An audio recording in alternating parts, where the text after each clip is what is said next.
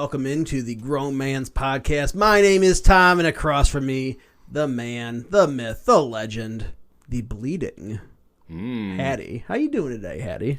Well, you don't get to be legend status without a little blood, sweat, and tears. That's true. We are literally bleeding and hurting. We are letting our lifeblood ooze from our body in order to podcast from you guys. This is true. Hattie told me before we started the episode that he was sitting over there bleeding, and he showed me this rag that he was using to soak up his blood, and I swear the man must be losing a gallon of blood a second. Nah. It was soaked in blood, Hattie. Yeah, I know what I did. I Were you must have sitting in a kiddie pool of your own blood? probably.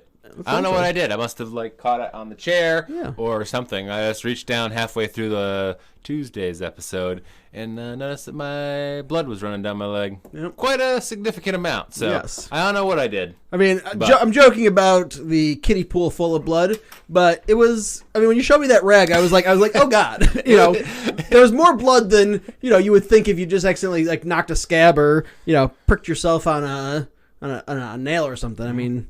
I didn't have any scabs or anything that I knew of on my leg. I must have. I had to have caught it on something. Maybe we should take you to the hospital, Hattie. We can bring the equipment with us and we can podcast from the waiting room. Yeah, give everyone who's waiting for the emergency room a little entertainment for the evening. I was thinking maybe don't let them know. I mean, we'll have our podcasting equipment, which means we got our boom mics and everything, but we can just sit over there in the corner and try and guess what everybody's in there for. Be like, oh, that person's holding this part of their arm. I'll bet you they got a broken arm. Or it'd be harder with those who don't have who aren't holding parts of their body. We'd have to really start speculating on that. Yeah, but there's some parts of the body you don't want to see people holding. In the emergency room. So if you guys want to, that's true.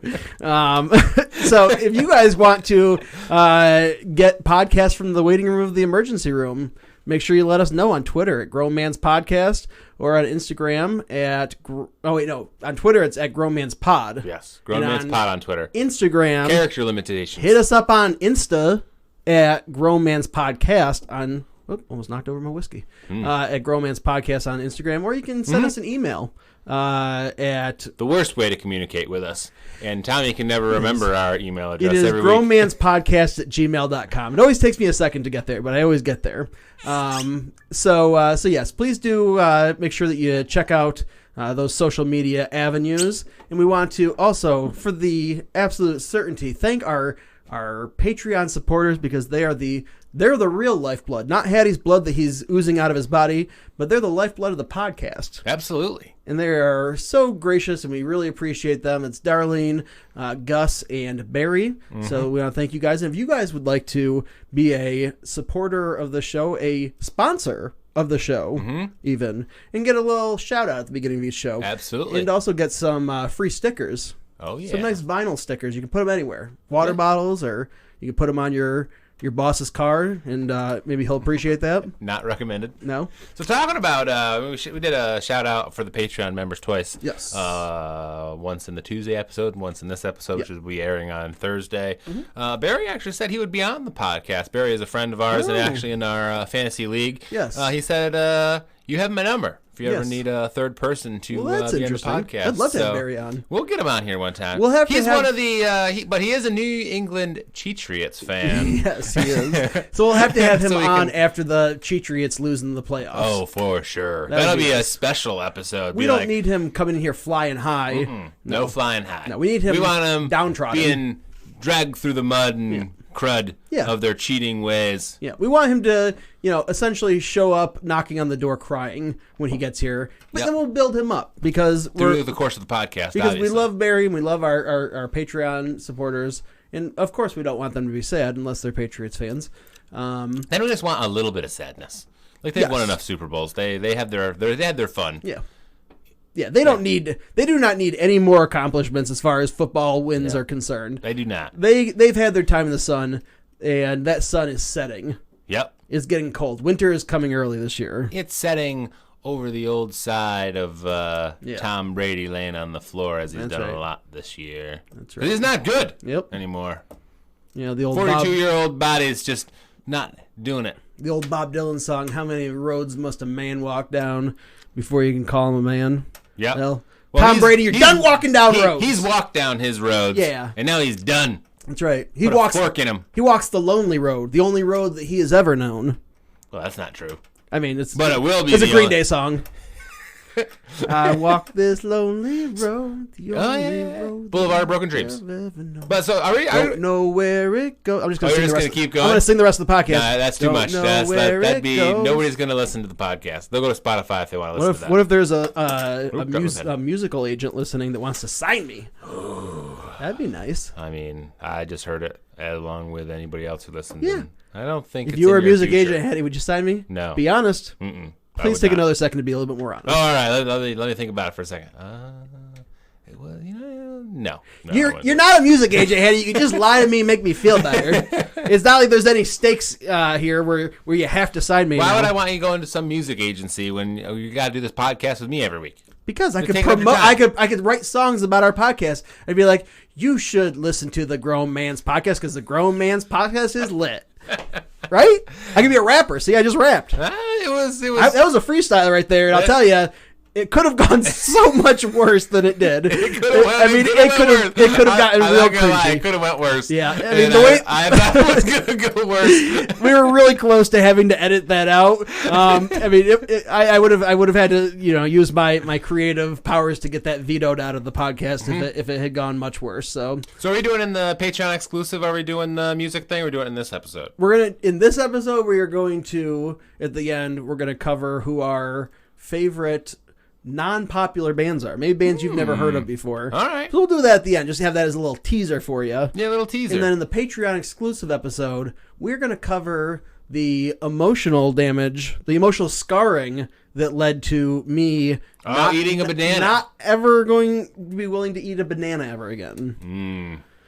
Which isn't a super long story. So hopefully you have some early childhood scarring stories that we can delve into. Also, have a little therapeutic session. I hope it doesn't take a really dark turn. I think I have a story that you've told me before that you could tell in the Patreon exclusive. All right, and we'll see if you're willing to tell that on air. All right, well, at least to the people that are willing to pay for it. We'll see. Yeah, I don't know what you're talking about, but we got a little grown man's picks. Yes, we do. So let's get into because Hattie's trying to hurry me along here, like he always does. He's a timekeeper. We gotta stay on time, on topic. Yeah, and we have our banter and everything, which makes the podcast. That's why you guys come to listen to us for our banter. Yeah, it's not for what we're talking about all the time. No, we're nothing special when it comes to football analytics, but when it comes to talking about things. Listen. Yeah, there's only a few more weeks of football left, so we're going to have to fill some time with, whatever sport's on at the time. Probably like hockey or something. I don't even know. We literally have... What's on after football? It's football off-season. I mean, if you look at hockey, right? If you look at our logo, do you see other sports on the logo? But I think... you see whiskey? In all realistic, it is hockey. Hockey, I think... So it gets done in January. I think hockey, basketball's on. When does baseball start? Baseball starts baseball is like all year because it's baseball starts in the spring, so probably around April. All right. Because you got spring training for baseball. All right. Cool. But yeah, I mean the football off season. Listen, after the Super Bowl, then you got draft speculation, and coaches are always getting fired. When is the draft? And you got free agency. Draft is always mid to late April. Okay, all right, so not too long to wait there. Yeah, I actually this last draft I watched in the hospital while my son was being born, and it was literally on in the delivery room. And you were like, score. And I was sitting in there because we went in there with my wife was getting induced that day. And so we went into the hospital early in the morning, I think, and she was in labor for like over a full day, I'm pretty sure. And so, the draft has started. I was kind of trying to follow it on my phone discreetly. At one point, I was like, honey, you care if I put the draft on? She was like, I don't care, whatever. So I put the draft on in the delivery room and was sitting there watching. And Pat, old Rick, my brother, was out in the waiting room. And so when the Jets picked Quinnen Williams, I went out there and talked to him. And when you guys, the Packers, did not get the guy that you wanted. Oh man, this year we got a good player. Not the guy you wanted. Not the guy I wanted. Yeah, I wanted T.J. Watt. Yeah, that's who I wanted. But we got Darnell Savage, who has been pretty good. Yeah, and the Giants picked Daniel Jones. That was a big shocker. I remember running out to the waiting room to talk to Pat or to Rick about that one too. Mm-hmm. So. So yeah, the draft this year was on the day before my son was born because she ended up having him the next day. So that was the 26th. You'll always remember that story. Yep. So yes, we'll have draft talk to talk about. Yeah. We'll have free agency to talk about. We'll have training camp and trades and all that kind of stuff. Listen, the football offseason is rich with content to speak about. Yeah, and all of our nonsense that we're going to talk about. Who knows what's Which I'd like to have a little bit more of that, a little bit more freedom to, Yeah, it's going to be completely just us making up things to talk about. Essentially, yes. Yes. Which, I mean, is already kind of the case, but we just have segments that we also do. Like next week, we're going to talk about your camping trip that you're going on this weekend. Yes. In the frigid mid-winter New York camping trip, which is just insane. Can't Try wait to talk me into going to this crazy thing. I cannot wait. Going on Friday, and yep, got everything around. My bag packed. I've been working on getting everything put together and all good to go. And so yeah, I am ready. I'd go right now if I wanted to. If I didn't have to work this week, but I do. Yeah, work always gets in the way, doesn't it? Yep. Everything that you want to do. By the time people are listening to this, I could say I'm going camping tomorrow. Interesting. So that's what we got going on. So grown man's picks. That's what we really need to get down to. The brass tacks, Hattie. Yep. What do you say? Let's do it. Okay. So last week's grown man's picks, me and you both had good weeks. All right. That's what I like to hear. We tied 4-2 each. All right. That's not bad. That's a pretty winning wild. record. Yeah, because we picked a lot of games different last week. We picked 4 games different. Wow. So it's interesting we both ended at 4-2. So the first game was 49ers Saints, and who doggy, what a banger of a game that was. Man, 48-46. This is one I picked right. Yeah. Correct? Yeah. All right. We both did. We both picked 49ers on this one. Oh, did we? Yep. I thought you picked the Saints. So. Nope. Both picked the 49ers, and man, did you watch the ending of this game? Mm-hmm. What a game ending. Very good game. Could you believe the tackling on Kittle there? Like, they had the ability to tackle him. I am so disappointed with a lot of the tackling I see in the NFL. Yeah. They don't ever wrap up. They're going way too high, trying to go for the ball, grabbing face masks. I know, but Just take them down. Nobody ever wraps anybody up. They dive with their shoulders with their arms back towards their butt. It's like put your arms out and grab a hold of him and hold him. Yep. I mean, I don't understand. That was something that I was taught from a super early age when I played football. You wrap people up. You don't just push them or shove them or throw your body into them. You wrap them up. Yeah, I think with the trying not to lead with the crown of the helmet stuff, and all defenses trying to be so getting turnover heavy. Everyone's trying to go for the big hit to knock the ball loose, and they're all reaching for it. Just you're going to get a couple of those a game if you play that way. But just wrap up the guy. Yep. Take him down. What a game, though. What a game. Great game. All right, so we were both... Playoff preview, perhaps. That could very well be a championship game for the NFC. Yep. So next up here was your first pick, Chiefs at Patriots. And that was another good one. Man, I'll tell you, I always say it, nothing I love more than watching the Patriots lose. It's about as much as I like watching the Jets win. Fortunately, this week I got both. Yep. They weren't... Jets win and a Patriots loss. Yeah, yep, that don't happen too often. And at home, broke a 20-game... Yeah, 21-game winning streak at home. That's almost 3 seasons worth of football, not losing a single game at home. And the fans were booing them at the end of the game. I couldn't imagine booing my team that hadn't given me a loss at home in almost 3 seasons. They have no Patriots fans have no comprehension of what it means to actually be a football fan. Because they have had it so easy. They have had it easy. I will say, I think Patriots fans see the writing on the wall, and they know they're not a Super Bowl team this year. That's why they were booing. I could write on the wall what it means to be tortured. Doesn't mean that you understand what it means to feel like you're being tortured. I know. I can tell you about it all day long. You can see that torture's coming because, listen, they have been so spoiled. So unbelievably spoiled that they aren't going to be able to cope. See, you less so than me, but the fan bases out there who have gone through years of torment, we have coping mechanisms set in place. We understand as fans of these franchises how to deal with losing. Patriots fans have they haven't had a losing season in 19 years. That's crazy. That's unprecedented. And the time is coming for that all to come crashing and coming to an end. So, so to see them booing the Patriots at home, glorious, after a 21-game winning streak at home. And it's not even like it wasn't like a close game. I mean, it was very close. 16, 20 something. Yeah, was the final score. So I mean, it was a close game. Yeah, they had a chance there at the end. Yep.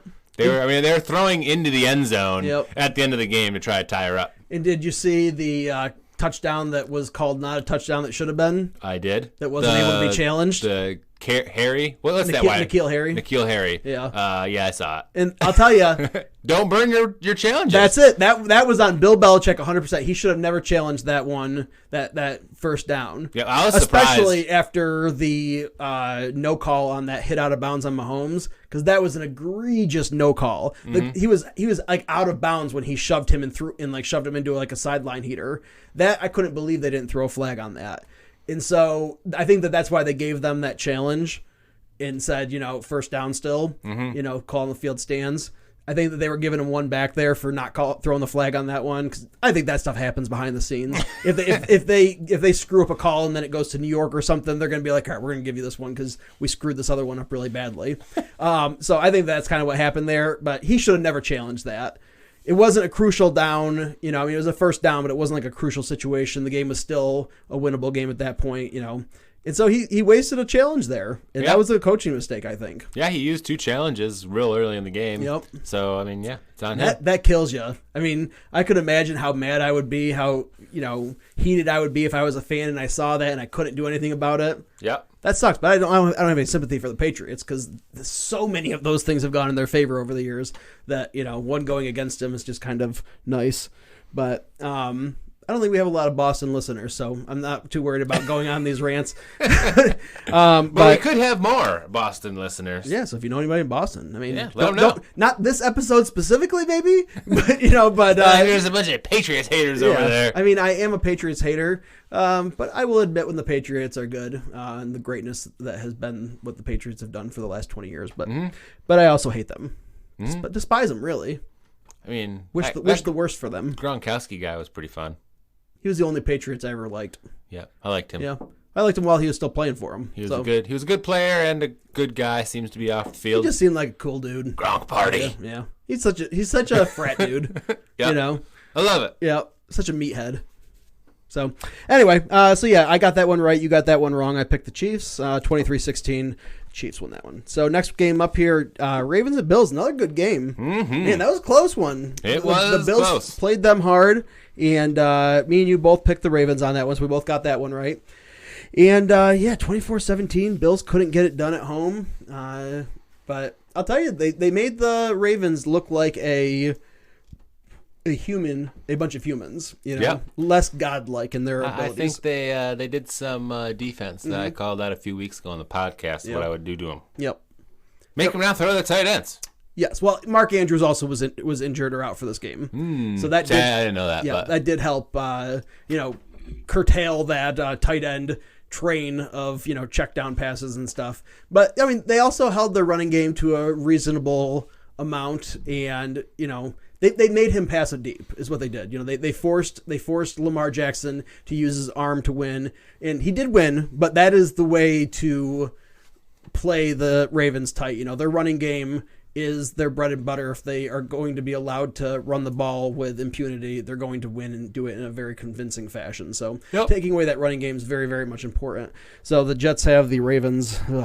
I saw this. I didn't realize it was a Thursday night game. I knew we had them this week, but I didn't realize it was a Thursday night game until I was watching the Bills-Ravens game. Yep. Why would they put that on Thursday Night Football? Because that's the theme of this year on Thursday and Monday nights. It's just awful primetime matchups. Games. Awful. Here's this is what frustrates me as a Jets fan is I know that the Jets are not a great team. I know that they have, a lot of things they need to work on and some ways to go before they're going to be contending. Hopefully they can get a lot of those things fixed this offseason and be contenders next season. But the perception of the Jets is so much worse than the reality because they play these awful primetime games against the Patriots, with the seeing the ghosts, and now they have this, and they had the Browns Jets game when Sam Darnold wasn't even playing, and they had their third string quarterback out there for the first time that he's ever even dressed up for a football game ever. because the Jets have these awful primetime matchups, everybody's like, the Jets are suck. Every single time I see them, they're awful. It's like, yes, but that's because they have awful matchups every time you see them. Like, it's just a very frustrating thing for a Jets fan because now everybody, has this perception of the Jets, which is kind of true, but not entirely true. So yeah. I don't know why they didn't flex that game out. They should have really flexed They should that have out. flexed it. I mean, there's way better games this Awful, week to put awful on matchup. TV than that one. So next game up here is the Cowboys at the Bears. I picked the Cowboys, you picked the Bears, and Cowboys floundering. Looking real rough. Real rough. Like, just can't get it together. The Bears were not a difficult team to play. And, just couldn't get it done. 24-31. The Cowboys made Mitchell Trubisky look good. Mitchell Trubisky, in his credit, has looked good the last few weeks. They've won like 3 in a row now. They're 7-6. Right back into the playoff hunt. I mean, not liking it. Mitchell Trubisky is not a good quarterback. No. Mitchell Trubisky should not be in the Bears' plans for the future next season. Last 3 games, he's looking not bad. I mean, obviously small sample size. I've seen small sample sizes of goodness there a few for the last couple years, but this is what real bad. This is what bad quarterbacks do. Yep, they give you a couple games of hope, so just enough to set your teams keep a hold of you, right? And then just disappoint the next year. They torpedo your franchise from the inside. Yep. He's like a Trojan horse. All right. Trojan horse placed by the Packers. That'd be the ultimate troll. That would be. Like, if you could actually get that to work, be like, make him pick this guy we want. That's right. It'd be terrible for the next 10 years. All right, next game up. Seahawks at Rams. Another good game. Mm-hmm. Yeah, Rams. Man, really surprised me. I picked the Rams here? You picked the Rams. I picked the Seahawks. Yeah. So this is the one that you got over top of me here. 12-28 Rams. Man, they... made the Seahawks look like little kids running around. Yeah, and that wasn't a close game. No, it was not. I mean, they really dominated that game, top to bottom for the most part. I mean, there's nothing really much to say about it. I mean, the Rams couldn't get the ball going on the ground. They don't have good pass protection. They were trying to come back from behind. The Seahawks. The Seahawks, yeah. Sorry, the Seahawks. Yeah, Cooper Kupp getting back in on the action too. Finally, because it was a few weeks. He was only in there for like 25% of the snaps this week, so he was not in there a lot. But the snaps he was in there for, he ended up making some waves with it. I can't remember. I think exactly. He had like 2 touchdowns in the game. At least one. I don't think he had 2. Let me see here. He's on my team, so I should know off the top of my head what it is specifically, but. I think he had 1 touchdown and like 3 or 4 receptions. Let's see, 12 points. So yeah, he had 1 touchdown and like 40 yards receiving, 45-yard receiving. No. 4 targets, 4 receptions, 45 yards, 1 touchdown. That's actually not as great as I thought it was. Not great, no. But seemed better watching the game. They need to get him involved more because I'm worried about him. Yeah. I mean. The Rams starting to come together here the last couple weeks. They're starting to pass the ball around a little bit more, which I think too. And Gurley's starting to make some hay. I'll tell you who looked nice was Austin Eckler. He wasn't one of our grown man's picks here, but Austin Eckler was amazing this week. Yeah. He had 34 points for me. Yeah, doing real well. That's wild. He had 1 run for a touchdown that was like an 80-yard run or something crazy like that. Wow. I'm getting. I think next week one of our things should be like what teams are riding high going into the playoffs and which ones are looking a little rough. Yeah, who's hitting the stride right now? Yep, I think the Seahawks are on the downward swing. Mm-hmm. I think they have overplayed this year. They have some issues on that team with the offensive line and the offense Rashad Penny getting hurt didn't help them. And I think their record I think is better than what they really are. Mm-hmm. But yeah, that seems like a good topic for next week's podcast, like going over the playoff teams going into the playoffs. Who's hot? Who's not? We should write that down after we cut so that we don't forget, because we will forget. We will forget. All right. So last game up here from last week was Titans at Raiders for the 3rd week in a row. Hattie, despite the pressure he's receiving from his significant other, from his love, the queen, the air in his lungs, his wife, a Titans fan, he says, "I don't care about what you think about the Titans. I'm picking against them 3 weeks in a row." That's right. In 3 weeks in a row, dead wrong. Dead wrong. An old T-Bone. Well, here's the reason I picked the Raiders last week. I think coming down the right side of history. I think the Raiders, that was a must-win game for them to have a chance at the playoffs. True. I thought they'd have a little bit more fight in them. I thought they played well in the first half, and then the second half it all fell apart. And no fight for the Raiders. Nope. They don't deserve to be in the playoffs, and now they're out. Lots of fight for the Titans, though. A lot of fight for the Titans. They won that one 42-21. I'm it telling was you. 21-21 at halftime. I'll tell you, man. That Tannehill-led offense is looking pretty decent. Firing on all cylinders. And Derrick Henry is a big boy. Yes, he is. Big boy. Yep. All right. You ready? What are your picks this week? All right, so this week, let's see what we got. Here. All right, my first pick of the week is the Rams, and you took all the good picks this week. you picked your games before me. That's what happens when you come to the recording studio late. Yes, I had a busy pick day. All the good games. Busy day. My first game here, Rams at Cowboys, and this is a game that they both need to win. If they're, Cowboys are fighting for a division lead and Rams are trying to stay relevant for a wild card spot, they both have to, make this one count. And I don't know, man. The Cowboys, it's at home for them, but I do not see them being able to, put it together. The Rams have a little bit of momentum now from their last win over the Seahawks, looking much more confident than they had been. Cowboys looking disheveled and losing their confidence as each game goes by. I'm going with the Rams on this one. I'm not going to make a crazy pick on this one. Yeah, me too. I think the Rams are hitting their stride, and Cowboys are falling apart. Yeah. Jason Garrett has, I think, completely lost that team. Yep. And Rams win. Yep. And but I think this one could be close. I think it'll be closer than it should be. Yeah, Rams by 10. Yeah. You think? Okay, that's not very close. No. I think Rams wins by 10. Okay, I say Rams by 3. All right. Field goal wins it. Right. My first one is a division game. No, it is not. Oh, wait, maybe it is. On my list, it is. Okay. We're going to do back and forth like we've done the previous 20. Well, when you told me yours and I wrote them down, it was in different orders? It must be. All right. This is the oldest rivalry in the NFL, the Bears-Packers. Bears need this game big time. I think they're going to put up a big fight. Packers are at home. I really haven't liked the Packers the last couple weeks. They've looked a little just not good on offense. Like they're starting to be a little bit more aggressive and do some stuff last few weeks. I mean, they're against the Redskins and the Giants. You should be able to put up some points. Interesting. Played okay against the Giants, I guess. Yeah. Redskins, they look real mediocre. Yeah. And the Bears Redskins have a good defense. You got to beat the Redskins convincingly. I will say that the game was firmly in hand for the Packers, but closer than it should have been. Offense didn't move the ball. I think it's put up or die time for the Packers. Okay. They need to go out, play a good defense, and put up some points. And I think they will. Packers win. All right. At home. Let's see. This could be a sneaky upset. Oh, I think it could be a sneaky upset. And, man, you know what? I'm going to do what I always do on your picks, it seems like. I'm going to go ahead and pick the away team that is not the team you picked.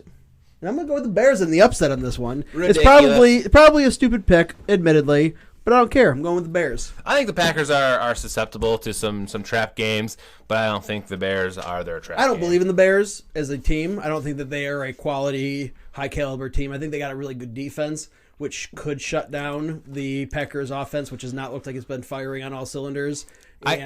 I have Aaron Rodgers and Devontae Adams in my first round of the playoffs, and they're playing the Bears. Not the matchup I really wanted to see. I'm hoping they're firing on at least 5 cylinders. Okay, so a little bit of a knock. Yeah, just a little knock. Okay, right. But the occasional jolt or something. Mm-hmm.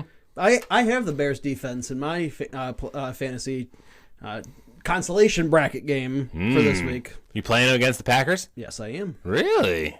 All right. Of course I am. All right. What's your next game? So my next game is the Colts at the Saints.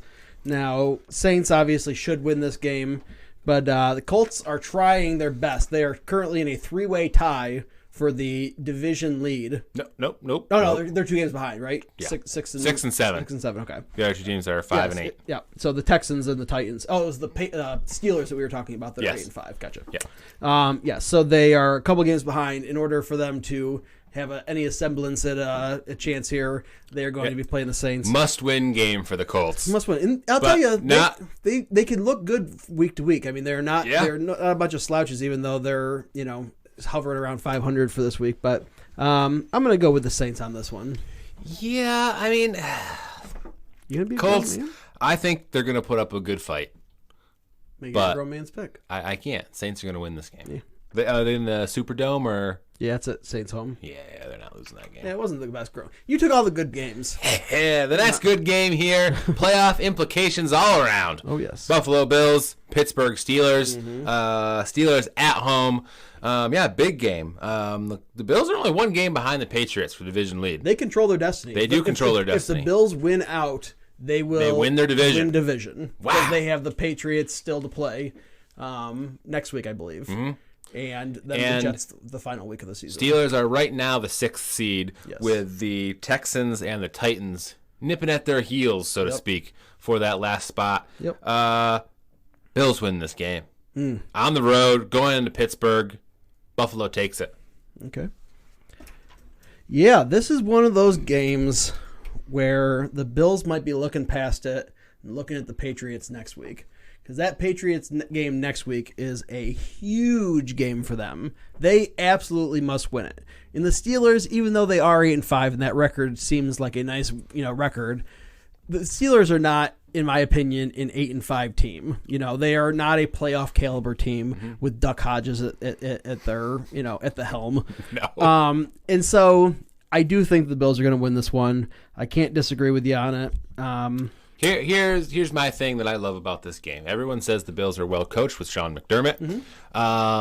Mike Tomlin, there's people on both sides of the fence for Mike Tomlin. You know that I do not like Mike Tomlin. Correct. But there's a lot of people who say, with the situation with the Steelers, they're 8-5. No Ben Roethlisberger, no James Conner. They lost Antonio Brown, Le'Veon Bell last year. So 8-5, maybe seems like a good coaching job for him.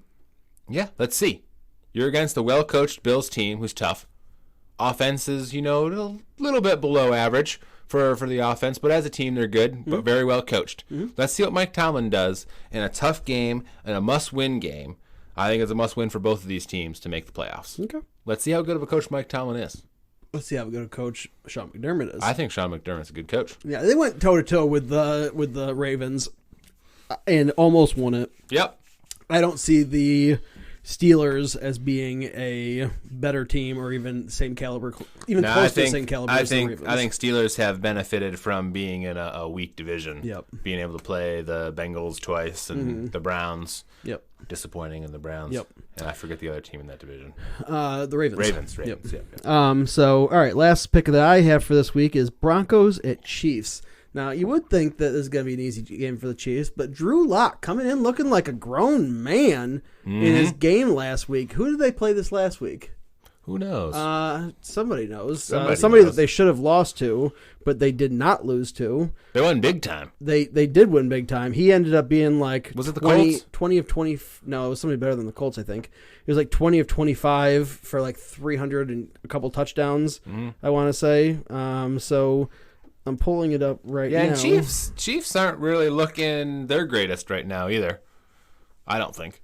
Texans. They beat the Texans 38-24. Yep, that's right. At Texans. So in Houston. Yeah, Texans are kind of that weird team. They'll come out and they'll play real well. They'll go and put a solid game versus the Patriots and just beat them. And then they'll lose to the Broncos the next week. Yeah. It's like, what is going on there? Well, this game I'll give him a little bit of a break because this game they didn't really have any tape on Drew Lock. It was, I think, his first start of the year, and has been pretty. The team's been pretty rough. They weren't exactly looking at them as being a serious contender, I'm sure. Yeah. But they got surprised. 38 points on any team is an impressive number of points to score. Yeah, you score 38 points in the NFL. It's no easy task. And this is going to be another divisional game here for them. Not another divisional game, but a divisional game there against the Chiefs. I think that they could have the ability to upset them. Them Chiefs coming off a Patriots win, feeling real good about themselves. Broncos coming off a win against the Texans, feeling real good about themselves. Divisional win. They play each other a whole lot of times. Is this your grown man's pick?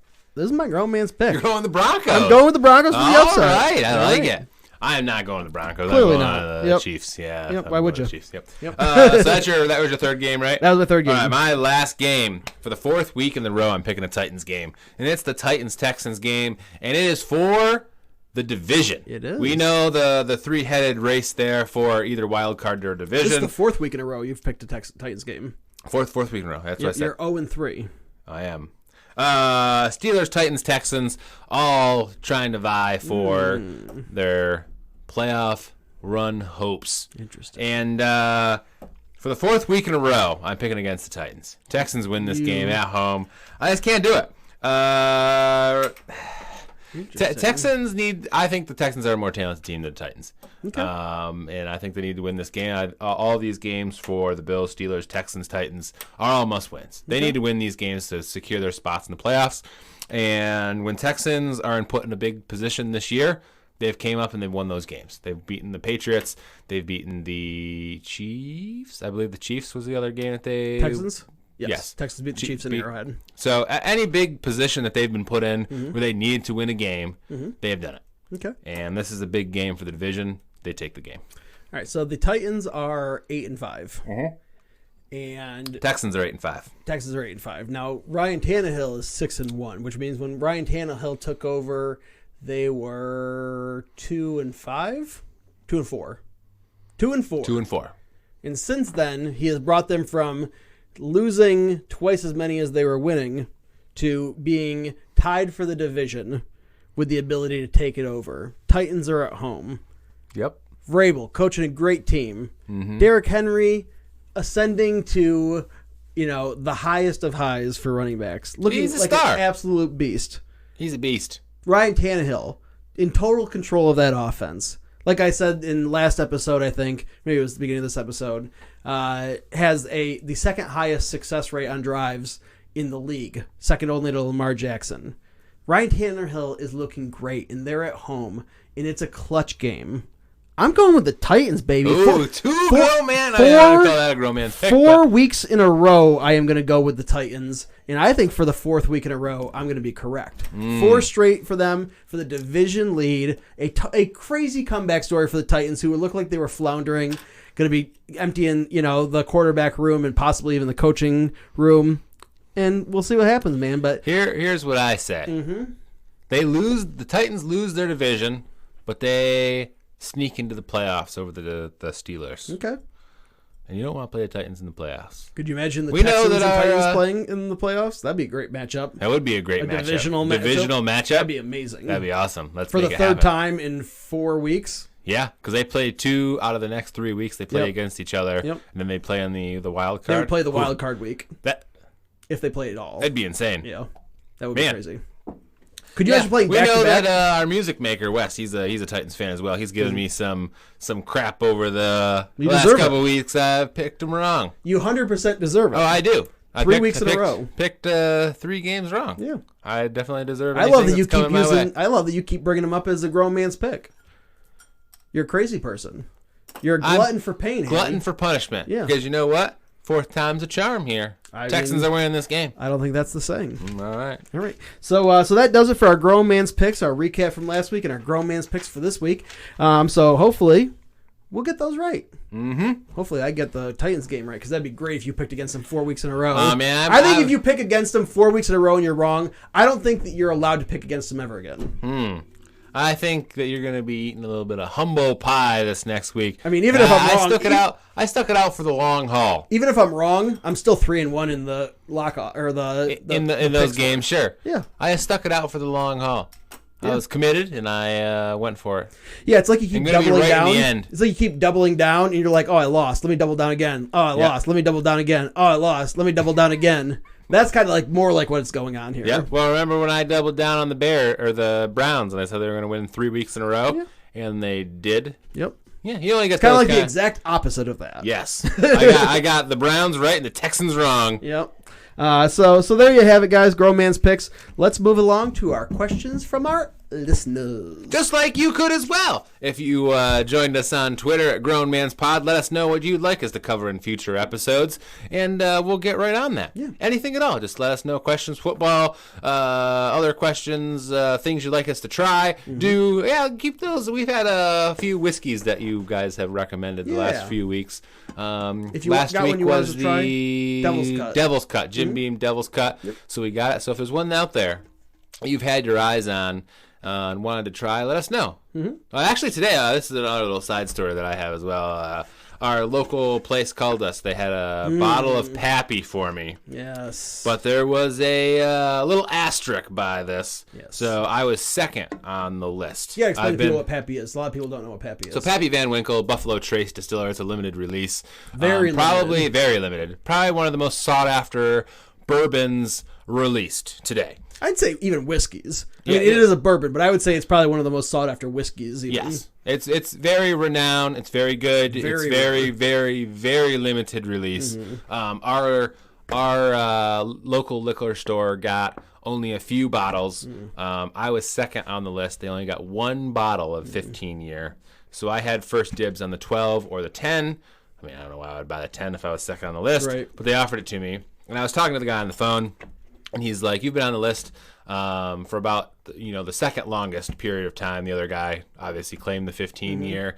He's like, I can give you a 10 or a 12, whatever you want this year, or you would be first on the list next year for the 15 year if we got a bottle or anything else if they did happen to get a bottle. Right.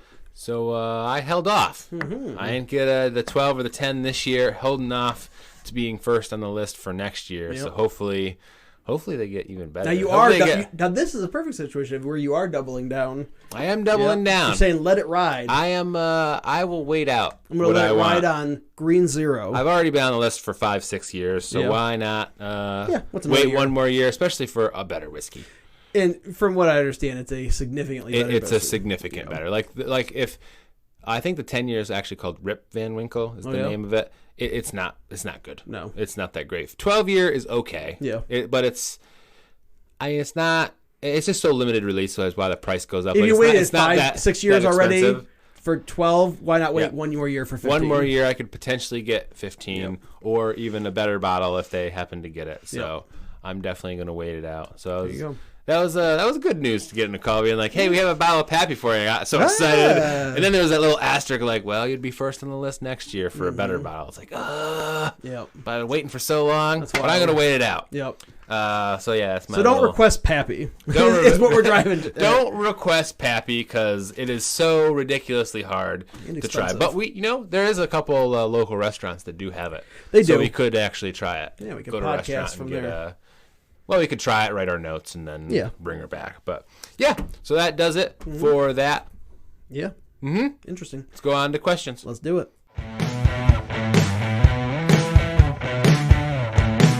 All right, so let's get into our questions from our listeners. We love them. We love it when you guys give us some real good quality questions that we can discuss here. Oh, yeah. We had so many this week, we didn't even, not even able to get to them all. That's right. So we have our first keep them coming. Yes. Because we love it. And have some Twitter, fun ones. Grown Man's Pod. Yeah. Let us know. That's where you do it. Listen, if you're listening to this show and you don't know how to follow us or where to follow us on Twitter, it's because you're literally not listening to the show at all. Grown Man's Pod on Twitter. Check it out. Follow us. Ask questions. And let your friends know. Of course, let your friends know. They already know that, Hattie. Come on now. Don't be crazy. All right. Yeah. They already got the face tattoos that say download and subscribe to Grown Man's Podcast right on their forehead. Yeah. That's how dedicated our fans are. Yeah, I'll even tell you this. Oh, okay. If you download the podcast. Yes. And you let your followers on Twitter know. All your followers. Yes. Just ask us for stickers. We'll send them out to you. Yeah. Yeah, I'll tell you. Yeah. If you until the end of the year, if you become a Patreon member, or until the end of the year, if you let at least 3 of your Twitter people know, post it on your Twitter at Grown Man's Pod, we'll send you some stickers. Okay. Yeah. Yeah. So, or at least a sticker. Depends on how many people do it, I suppose. You'll get at least one Grown Man's Podcast sticker. Yep. And for sure. So guaranteed. You got to send out a tweet on your Twitter and follow us. Yep. And tell your followers to check out the Grown Man's Podcast. We'll send you give us a comment. Yep. Follow us at Grown Man's Pod. You got it. And let all your followers know about how great the Grown Man's Podcast is. Or on Instagram, if you make a post and tag us in it and follow us on Instagram, we'll do the same thing. All right. So Hattie's just making up things on the fly here. Absolutely. Not consulting the you know I love doing this kind of stuff. Yes, you do, Hattie. And I gotta keep our number one social media guru on his toes over here. Yeah, he doesn't like making my life easy. But please do those things, and we'll reward you with a sticker at least. All right. So what we got here is our first question comes from Dave. He asked a two-parter. First part of the question is Drew Lock saving John Elway's job? And the answer to that question is a resounding yes. Of course he is. Because John Elway has to have been being looked at as being somebody who needs to be let go. He is a general manager who only got the general manager job because he won a Super Bowl for the Broncos and was a career, Hall of Fame quarterback for them. But listen, the general manager's job is not to be a cheerleader for teams gone by. Okay? The general manager's job is a job to build future Hall of Famers on a team, future Super Bowl contenders. And John Elway, short of his time with Peyton Manning, has done an awful job. I mean, an atrocious job of trying to find quarterback replacements for the Denver Broncos. He has had Trevor Siemian, who he tried to sign to a long franchise or a long contract, but was outbid by the Texans, which they were even more at fault for that. You mean Brock Osweiler? Yes, as I said. Said Trevor Siemian. Did I? Mm-hmm. Oh, I meant Brock Osweiler. I was like, this doesn't sound right, but I'll let him continue. And then I absolutely know which track he's going down here. That's right. And then you got Paxton Lynch, who he drafted in the first round of the 2016-2017 NFL draft, who I don't think ever saw the field for him. Maybe one or two games saw the field for him. He started a couple games. He was a total bust. Yep. I mean, he didn't finish out his rookie contract, and he was a first-string quarterback, or first-round quarterback that was picked by him. He didn't see the field for the first year or two, anyway. An abject bust. I mean, totally a crap pick by somebody who should know quarterbacks. And then you got Trevor Siemian, who was a later-round draft pick, who ended up being able to start some games for him, but was not a franchise quarterback, and they wasted draft capital on. The man has swung and missed on every single quarterback that he has tried to sign and bring into the building, but was unable to do so. And, I mean, with the exception of Peyton Manning, who obviously Peyton Manning was a clutch quarterback, was absolutely amazing, and there was no doubt about who Peyton Manning was as a quarterback. He was able to bring him in. And so that obviously worked out. But short of that, the man was a quarterback. He should know quarterbacks and has done an absolute trash job of it. He took one more stab at it this year. Got Drew Lock, I think, in the second round. Maybe the third round. Second or third round. I think second. And, Drew Lock looked good. So if Drew Lock does end up working out, I think he might have saved his job. I don't know if they would have fired him this year, but, if Drew Lock didn't work out by the end of next year, he would have gotten fired probably. Yeah, my thoughts on this is I don't think that Drew Lock has saved or hurt John Elway's job there at the Broncos. I don't think he was getting fired regardless. He needed to. So, I mean, why? Because he was awful. He's taken the Broncos, since he's been there, to 2 Super Bowls. How many teams can say they've been to the 2 Super Bowls in the last 6 years? When were they? What, the Super Bowls? Like 2013, 2014. Mm-hmm. Okay. So what has he done since? Assembled an awful roster. He had a winning season one of those years. I don't think he has since the Super Bowl run, since Peyton Manning retired. So, regardless, he's taken the team to 2 Super Bowls in the last 10 years as a general manager. I mean that's. I mean, you really have to think about how hard it is to get to a team to the Super Bowl. Yeah. I mean, you think of the great franchises in football. Mm-hmm. You think of the Steelers. You think of the Packers. You have the Seahawks are a new one. Mm-hmm. The Patriots, obviously, but they're an anomaly for how many Super Bowls they've been to. Packers have been to 1. Mm-hmm. Steelers have been to 2. Like, it is really, really difficult. Like, the Cowboys are a renowned franchise that has great winning ways throughout their history. Who? The Cowboys. Yeah. 0. Like, it is super hard to get a franchise to the Super Bowl, and he's been there twice. Of course. Regardless of if he got Peyton Manning or he drafted a quarterback, he's taken the Broncos to the Super Bowl 2 times in the last 10 years, and that's an accomplishment. And sure, he's swung and missed on a couple quarterbacks, but who hasn't swung and missed on a few guys throughout the time? Quarterbacks are hard. They're hard to get. You look at every draft every year, mm-hmm. and there's usually 3 standout QBs of when they're going to go in the draft. Mm-hmm. And one of them maybe is a hit mm-hmm. in the first round, like the top 3 dudes. Mm-hmm. It's real hard. Mm-hmm. So I mean, yeah, he hasn't done the greatest job of picking the quarterbacks. He's gotten some other pieces though. He's done some other good things with that team. I mean, he got Peyton Manning, which is a really big get, even though it was at the end of his career. Yeah, I don't think he was going to lose his job regardless of what Drew Lock did. So I don't think it hurts or gains him in any way. Okay, so he has been the general manager since 2011. Okay, so 8 years. So 8 years and 2 Super Bowl appearances.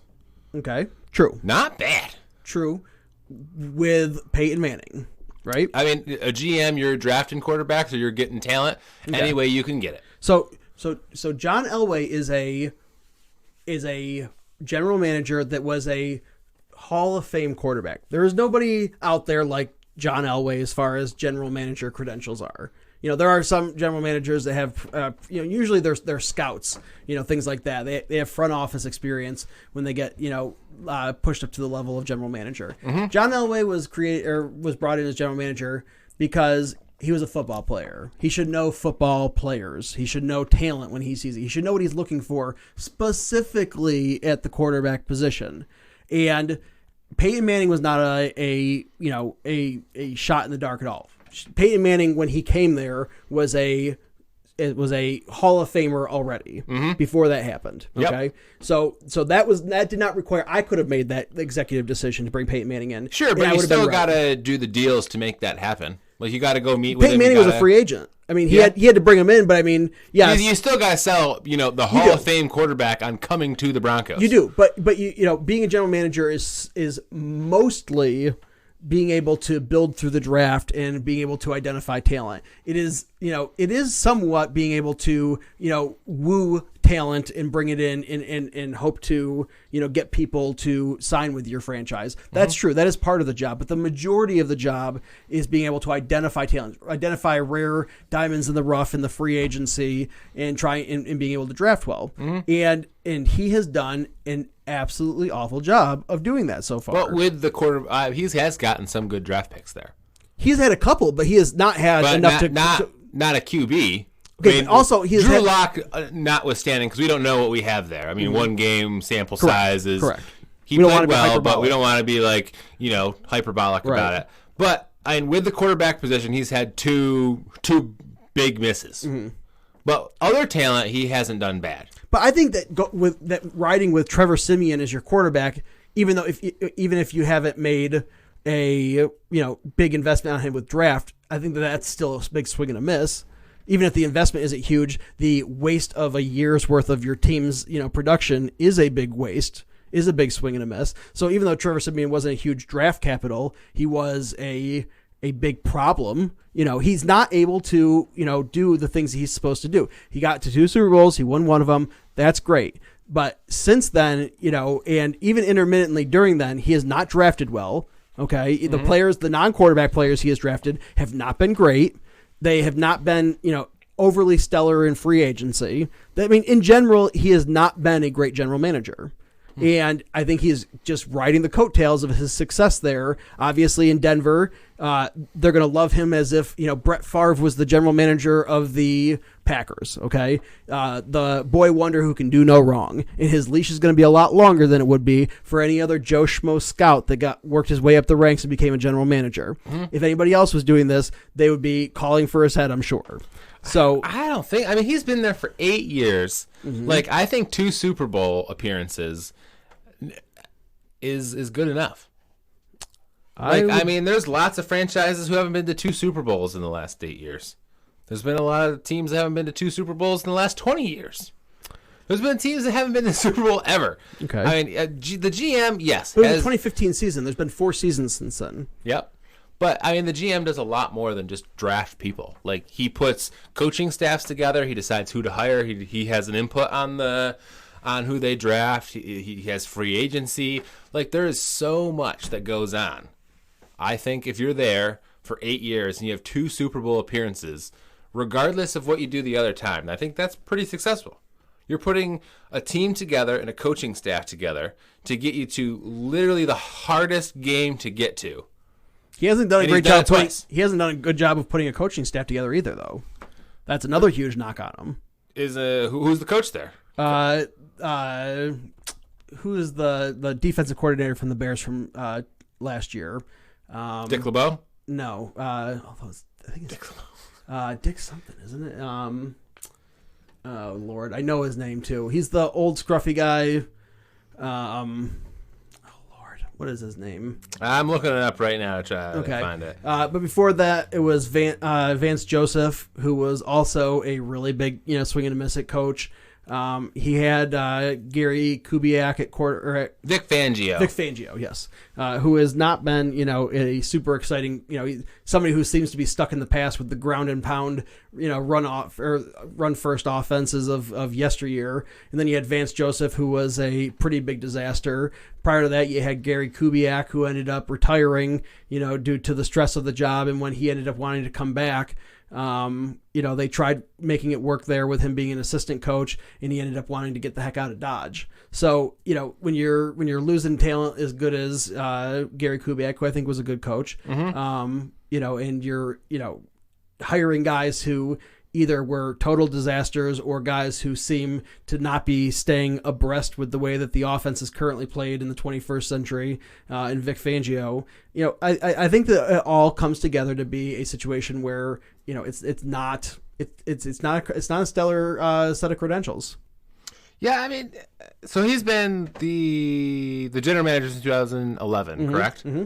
So he took him to an 8-8 record, a 13-3, a 13-3, a 12-4, a 12-4, a 9-7, and then the last 3 years have been less than stellar, which has been 5-11, 6-10, and they're 5-8 right now. So whatever they finished this year. Okay. I don't know. That's a lot of winning good record seasons. They won the division his first 5 years there. Had a winning season 6 out of the 9. Okay. I don't think that's bad. Okay, that's true. But how many of those? Well, first of all, let's see. 4 of those were with Peyton Manning. Yes. Okay, and they were all the winning record years. One winning record without Peyton Manning. Okay.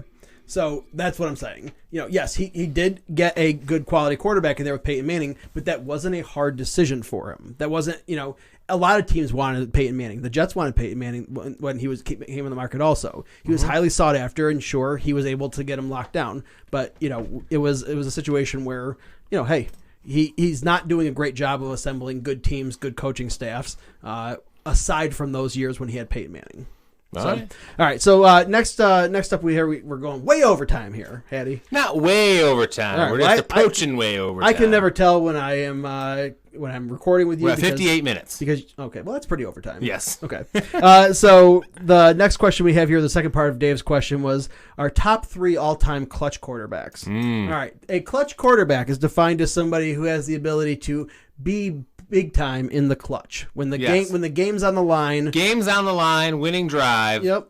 Who do you want back there? Yep. I have my top 3. You got your top 3? Let's go. Who's your third? All right. Third. Yeah, let's start with the third. Third, Drew Brees. Okay. Is that your third? It was. Did I steal? All right. Yep. Drew Brees just shown an ability to spread the ball around, do a little bit of unexpected, like maybe he's not going to Michael Thomas this time. Maybe he's going somewhere else. He has a great job. Probably out of my top 3, the best guy to be able to spread the ball around and being like, you don't know what I'm going to do, and I'm going to take the ball down there and I'm going to score points and give my team the win. Okay. So that was your third? Yeah. And it's a really close one with my second. It's a close one with my second as well. Interesting. But that's why I'll let. So what do you think? What do you think Drew Brees? Drew Brees points are to. Drew Brees is great. He's got the ability to. He's not somebody who gets flustered. He has always been his whole career with the Saints, been able to keep a cool head and drive down at the last second and make that game-winning drive. And that's what you want in a clutch quarterback. Somebody who has the obviously you have quarterbacks who dominate a lot of their games from the very beginning, but most quarterbacks that's not the case. Even the best quarterbacks of all time have to have fourth quarter comebacks to win. Yep. And Drew Brees is one of the greats at it. All right. What's your second? My second one. Let's see here. See if it's my second. Huh? See if it's my second. I don't think it will be. All right. Ben Roethlisberger.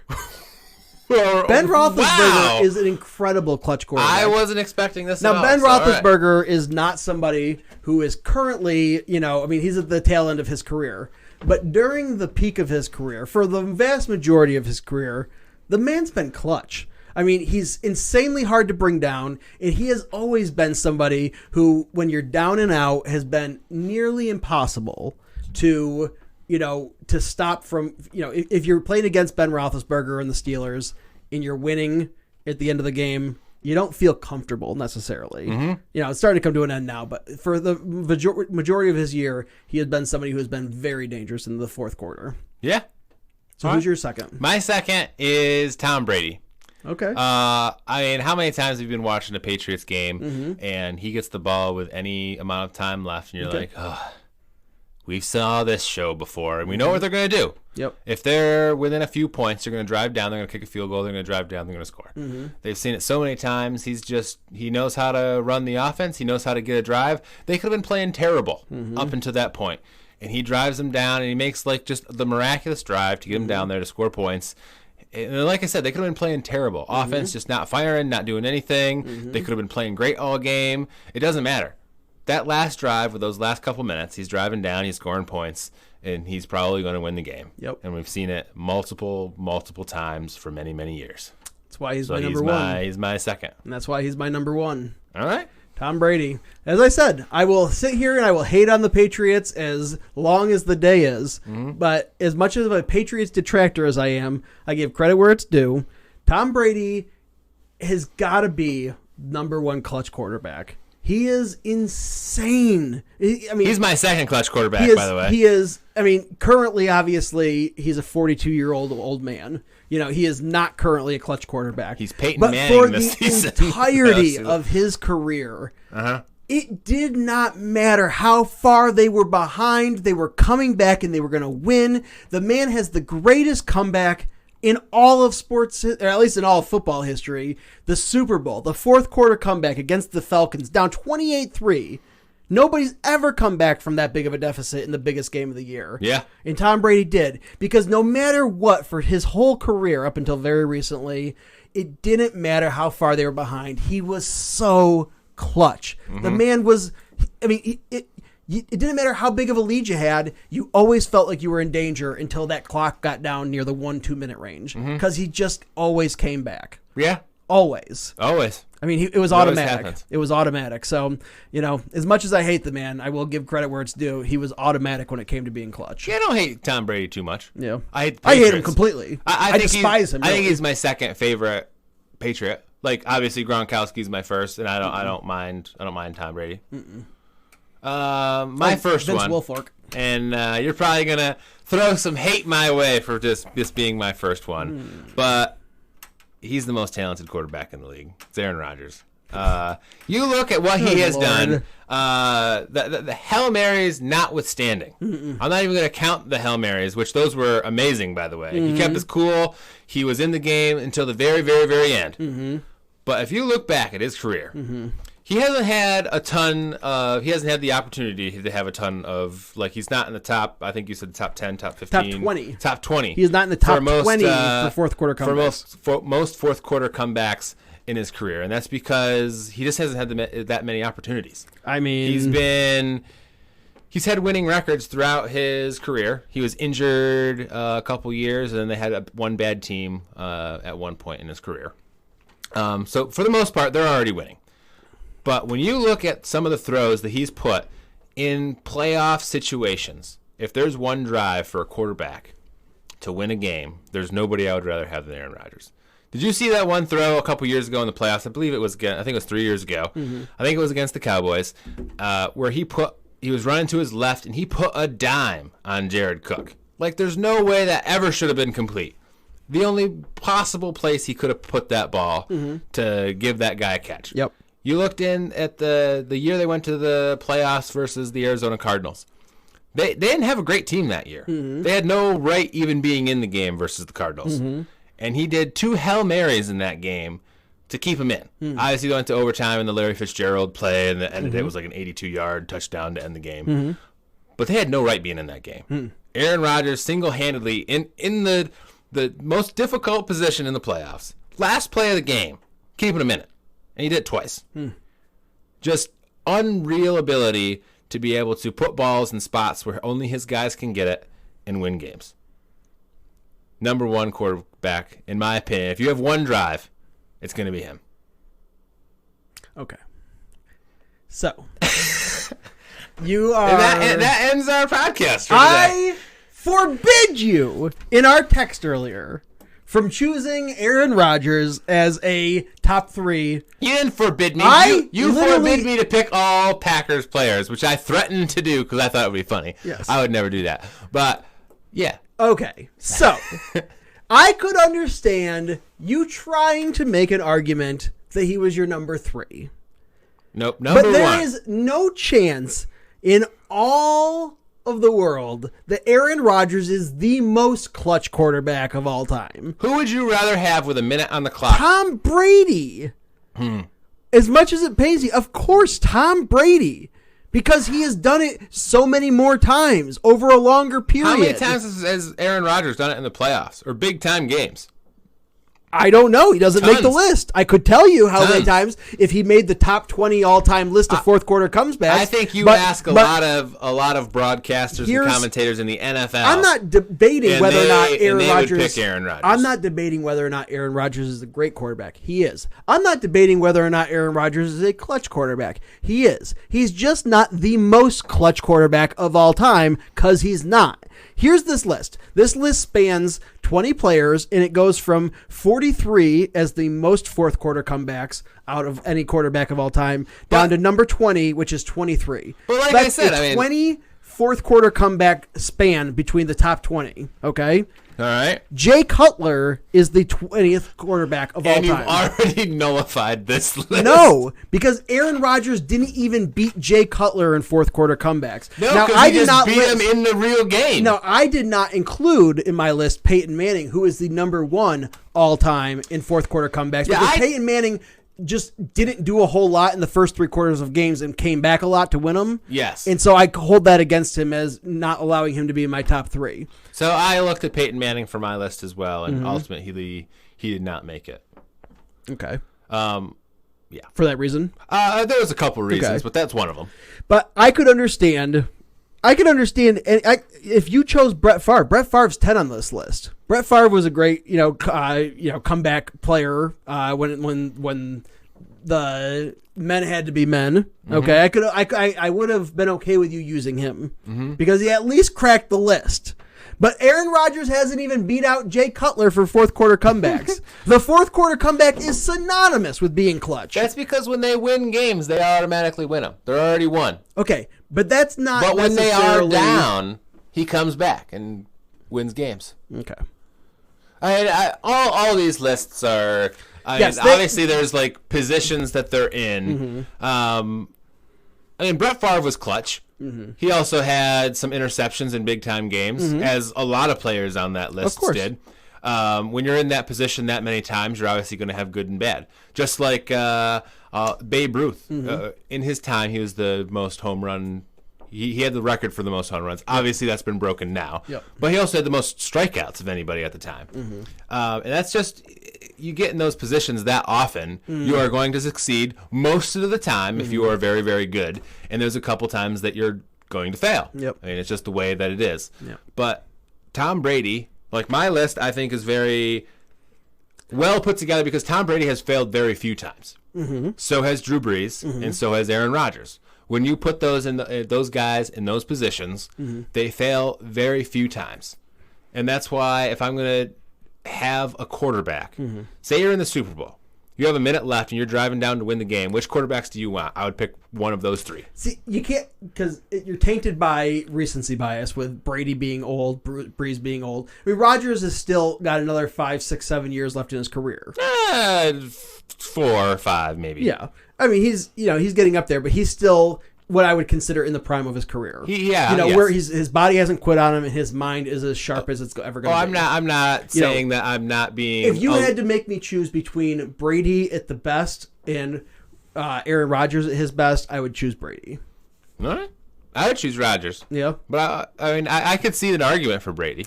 I mean, I seen it. I mean, and it's every one of them stands out to me as a dagger in my side because every one of them I was rooting against him to fail. I also think always friggin' succeeded. I also think, I mean, obviously I watch all the Packers games, and obviously you watch all the Jets and most likely the Patriots games. I don't know. Like, I just think you hate his success so much that you see the success that it stands out a little bit more to you. That's definitely some of it. But if I was the only person who was talking about his greatness, that there might be something to that. But he is the unquestioned GOAT. I mean, nobody really questions Tom Brady as the most successful of all time because it's not questionable. Yeah. Now you can question his greatness maybe based on, what he had to work with, coaching staff, these kinds of things. But I mean, Tom Brady, he's number 2 on the list in all-time comebacks, And here's the reason I give the nod to Aaron Rodgers over Tom Brady. Mm-hmm. I think Tom Brady is the best at, partially this is from coaching with Bill Belichick. I think they're the best at engineering a drive to score. Mm-hmm. But the execution's impeccable also. It is. All of the guys that we mentioned, execution is impeccable. But I think that Aaron Rodgers has the best talent where you go out there and there's nothing there. And it's 4th down, you need to do something. He is going to make the incredible throw to put it in the only spot that he could put it for his guy to have a chance at the game. And I think he does that better than any other quarterback on the list. Yeah, I don't know. He has the talent to put it in the spot. I guess I would say that Brady was always so great at diagnosing everything before the snap that he knew where to put it and he knew how to make the corrections pre-snap better than anybody. He didn't have to throw Hail Marys because he was surgical with his placement and his pre-snap adjustments and his ability to know where to go with the ball. He didn't have to throw Hail Marys because he was dropping dimes for 15, 20 yards out of the bounds. Some of that is coaching. Some of it is coaching, but I think if you're going to go down like the surgical, like the most intelligent quarterback, I think that's Peyton Manning. Peyton Manning, yes. I think he can diagnose the defense better than anybody. Peyton Manning, I don't think was as good at being on point with his execution. Yes, his intelligence, quarterback. His intelligence and ability to know exactly what the defense was doing and to call an audible to fix it and give his guys the best matchup. Peyton Manning for sure. But Tom Brady was the perfect balance of that with the ability to put the ball exactly where it needed to be, and those two things together is what makes him my number 1. But we do have to move along. We're running over here. Yep. Is there our last question here from Gus.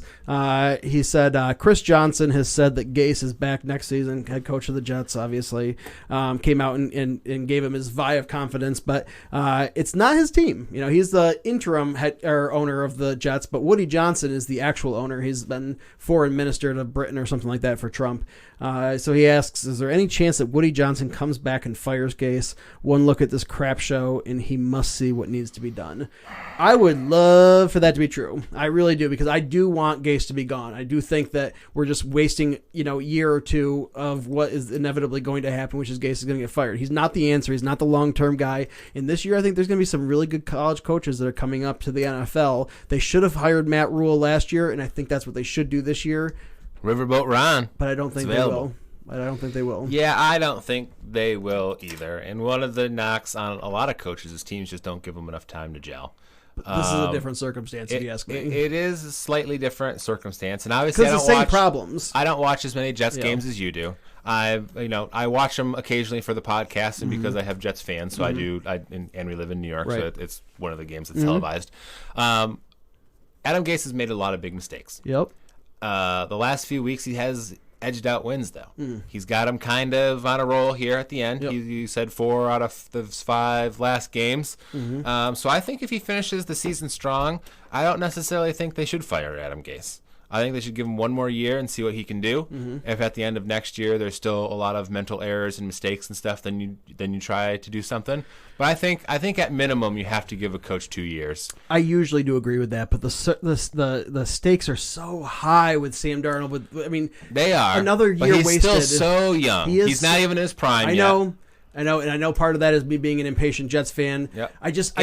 I know. I just view it as a wasted year. I do agree that most of the time that's true, but I don't see any way that Adam Gase fixes these problems to the point where he keeps his job. It's just delaying the inevitable. I also don't think. I think it's good for Sam Darnold's development to keep Adam Gase as well. That's true. He's had so many head coaches in his career that they're just switching everything every year, and he can't really get settled in. If they fired Adam Gase, what they have with 2 years with Adam Gase and Sam Darnold, and see if they have something there. But the problem that if you were a Jets fan, you'd see it. The problem with Adam Gase is that he is making the same mistakes with the Jets that he made with the Dolphins, which is, not knowing how to use running backs and, not being able to game plan appropriately and, in having conflicts with players and staff. These are all things that were the exact same problems with the Dolphins, and they're all resurfacing now. And I don't see a circumstance where he did it with the Dolphins for years, and now he came here and he's doing the exact same thing with the Jets, despite different circumstances, different owners, different players, different assistant coaches. Everything else is different except the one problem that Adam Gase is making the same mistakes. He didn't learn from his mistakes with the Dolphins, and it's obvious. And he's not going to be the long-term answer. It would suck for Sam Darnold to have to learn a new system again for the third year in a row, but I would rather him get started on that now than have to deal with another year of being on a crap team with Adam Gase and, delaying this whole, because it's going to happen anyway. Mm-hmm. They're going to fire Adam Gase, whether it's this year or next year, and they're going to move on to the next guy. Let's just get it out of the way and get it done with this year. That's my thoughts. But I don't think they will. So that's the question: is do we think that they're going to? I don't think they're going to. But I don't think they will either. So so that does it for our questions from our listeners. Mm-hmm. If you guys would like to, for the next podcast, submit some questions, please feel free to. Growman's Pod on Twitter, Growman's Podcast on Instagram, or on email, growmanspodcast@gmail.com. We really appreciate our Patreon supporters, Gus and Darlene and Barry. Yeah. And if you guys want to do that, check us out on Patreon. We would greatly, greatly appreciate it. Yeah. Thanks for tuning in. Oh, and also, after the music, we will do our favorite bands that you guys probably have never heard about. Real quick, though. Let's do it in the Patreon app or next week. Well, it'll be some in Patreon or probably next week's episode. We're running real long on this one. We need to save some content. We're going to have people mad at us. All right, we'll do it at the beginning of next week's podcast. Yeah, we'll have it in next week's podcast just for time's sake and to have we can look up a couple things and have a better conversation. Sorry, guys. Hattie's the taskmaster, and he said no dice on the going long. Hey, you got the social media manager. I'm the timekeeper manager. All right, guys. Thanks for tuning in. Thank you.